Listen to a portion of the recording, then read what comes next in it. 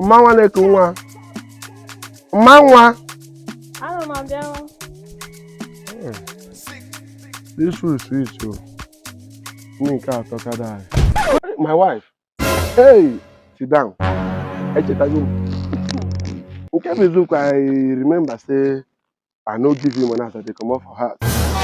Where you go collect money, cook food. You even add that meat. Hey, my wife, you dey try for this house. I'll be there your uncle visitors.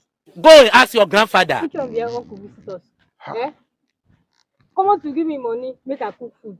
You don't fit give me. I I don't know work what they since. do. I don't know what they do. Whether you know sabi do anything, no. Don't be all your mates. They outside. They hustle. You go carry bag, carry cutlass, carry everything. Come on, go. Tell me say they go. I know whether na work you dey go be waiting. You will come back. You no go carry money come back. This no be 2,000. We bring food for people where their husband don die. Jesus! No be you now. How you go take care of this food now? People where the husband don't die.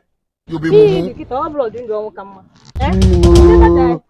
Chimo. Jesus, So in a just anatazi ihe ndị ha nwụrụ anwụ ebe nka dị ndụ. Jesus! Oh! But my name is still there alive. You don't Zero or ihe ogbenye na-eme. Poverty. Poverty. Oh. When na-erikwa n'eriwa na-ata anụ. N'ọnụ ndị di ha nwụrụ anwụ. Oh! So na dị nkuzi m ndụ mama ma Chimo egbuo m.